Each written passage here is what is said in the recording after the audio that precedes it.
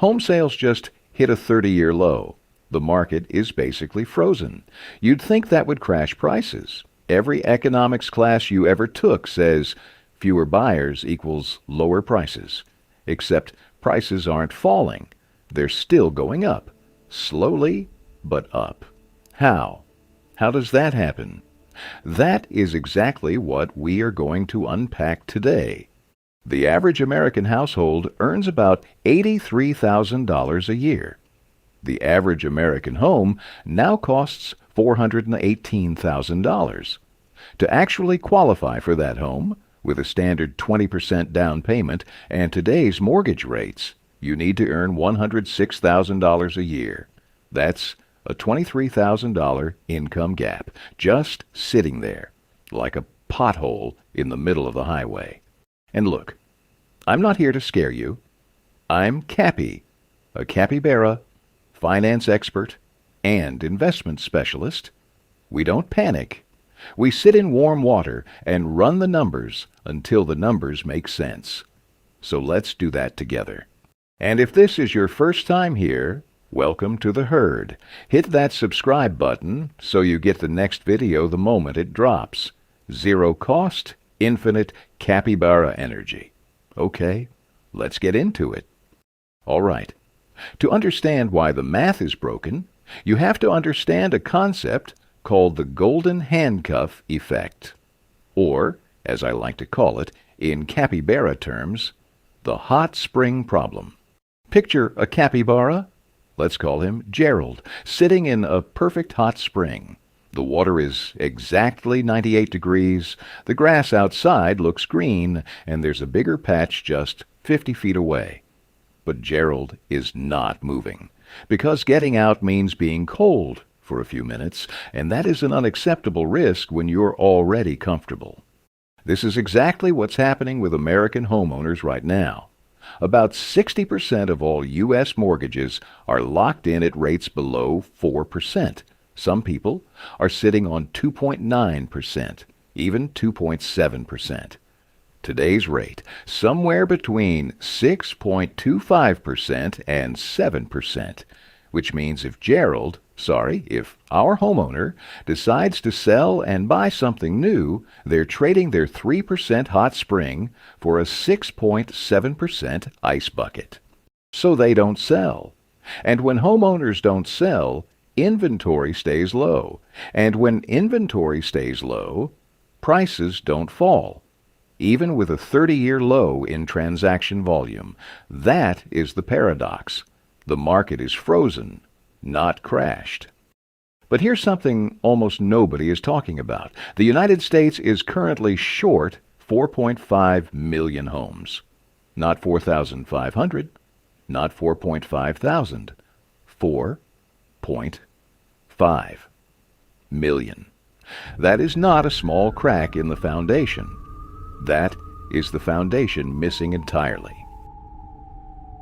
For context, the entire city of Los Angeles has about 1.3 million housing units. We would need to build 3 entire Los Angeleses just to get back to equilibrium. And at our current construction pace, that takes roughly 15 years, and that's before tariffs on Canadian lumber drove building costs up another 14% in early 2026. Now layer on top of that mortgage rates. In 2020, you could lock in a 30-year mortgage at around 2.9%. Today, that same loan costs you between 6.25% and 7%. Here's what that actually means in dollars. A $418,000 home with 20% down at 3%. Your monthly payment is roughly $1,412. At today's 6.75%, that same home cost you $2,169 a month. That's $757 more every single month. That's a car payment. That's a round-trip flight. That's a lot of capybara snacks. And that is why 1.4 million additional buyers get priced out of the market every single time mortgage rates go up by just 1/4%. This isn't theoretical. This is math. Visual. Domino effect animation. Rate goes up 0.25% to domino falls to 1.4 million buyers priced out. Text explodes onto screen. I want to introduce you to someone. Her name is Chloe. She's 34 years old. She lives in Atlanta. She works as an environmental consultant. Meaningful career, real impact. She earns $92,000 a year. By any reasonable measure, Chloe is doing great. She paid off her student loans. She's got $68,000 saved for a down payment.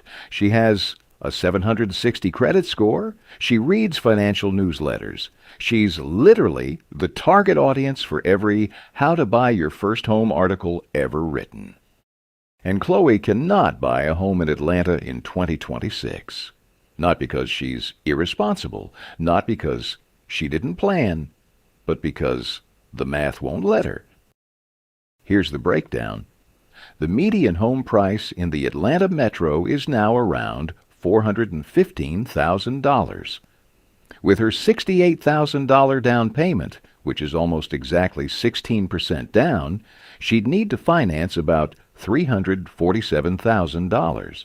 At current rates of around 6.75%, that's a monthly payment of roughly $2,250. Add property taxes, insurance, and basic maintenance. She's looking at $3,000 to $3,200 per month, all in. To qualify for that mortgage safely, using the standard 28% housing to income rule, she'd need to earn $111,000 a year. She earns $92,000. She's $19,000 short. She earns more than 80% of Americans. She did everything right. The math is still broken for her. And here's the part that really gets me. Chloe's rent right now, $1,850 a month. She's paying $1,850 to rent when the mortgage payment for the exact same type of home would be $2,250. That's only $400 more per month, totally manageable, except for the $68,000 down payment requirement, and the qualification barrier, and the $8,000 in closing costs. The system demands she clear about 5 different hurdles simultaneously, any one of which could knock her out of the race. Now listen, Chloe isn't defeated. Smart capybaras don't stay stuck. But she is being priced out by a system that wasn't designed with her in mind.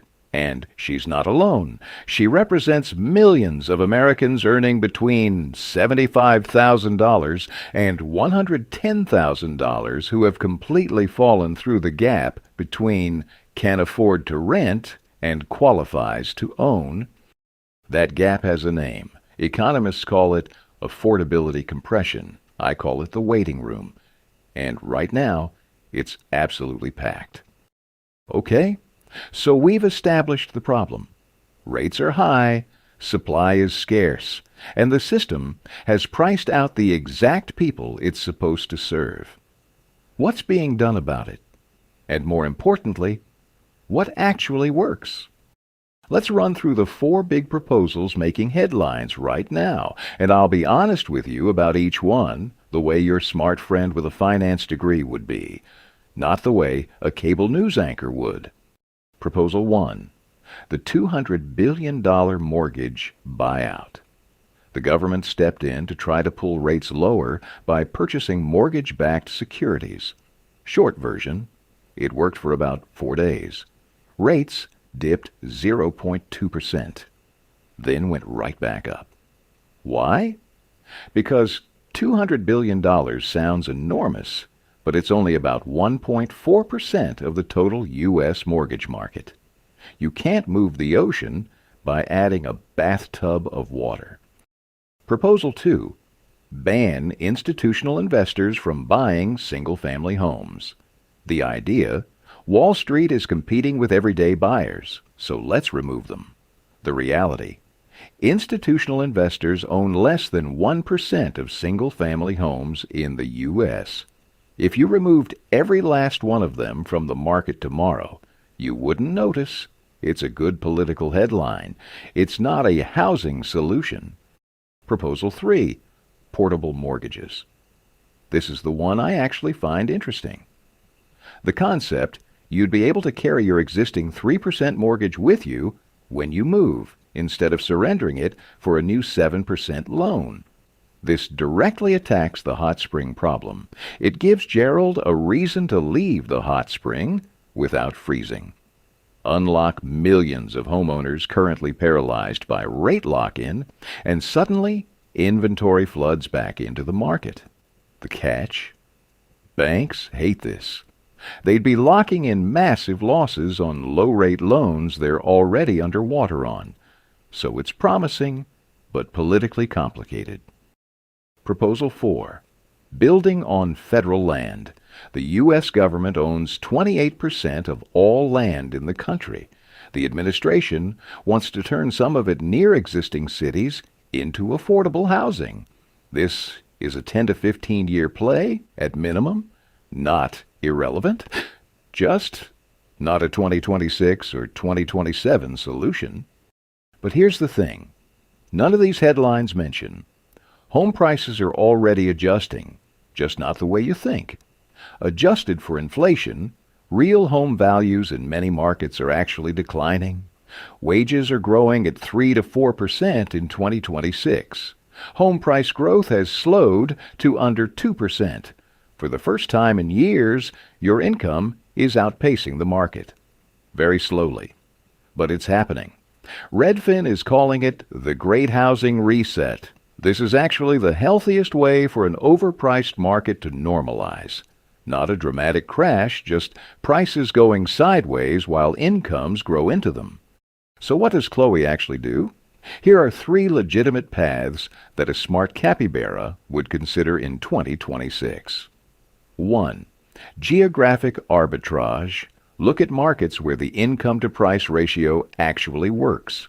Milwaukee is up 10% year over year, and median prices are still under $350,000. North Dakota and Delaware are outperforming while remaining far more affordable than coastal cities. 2. Negotiate like it's 2009. In markets where sellers are overexposed, builders are throwing 10 to 14% incentives at buyers. That's free money on the table. 3. Rent. Invest the difference. If your rent is $1,850 and your equivalent mortgage would be $3,100, that's $1,250 a month to invest in index funds while you wait for rates to normalize. Over 5 years at historical market returns, that's a meaningful head start. All right. Let me give you my actual, honest view of where we stand. Because you deserve the real read, not a clickbait apocalypse, and not a fake pep talk. I do not think this housing market is about to crash. Here's why. Homeowners today have more equity than at almost any point in modern history. They're not distressed. They're not underwater. They don't need to sell. And when people don't need to sell, they don't, regardless of what the headlines say. But I also think the era of buy anything, anywhere, hold it for a few years, get rich, is genuinely over.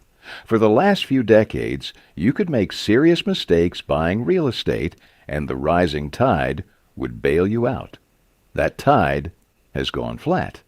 The next wave of real estate winners will be the people who do the actual math, who look at the right markets, who negotiate hard, who understand what they're buying and why.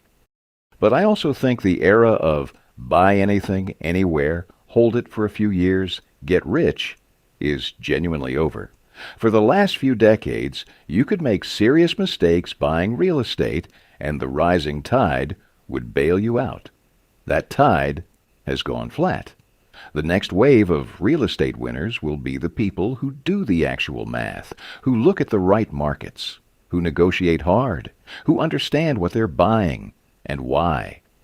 The absolute worst thing you can do right now is panic buy because you're scared of missing out, or panic freeze because the headlines are loud. Both are emotional reactions to a problem that requires a rational response.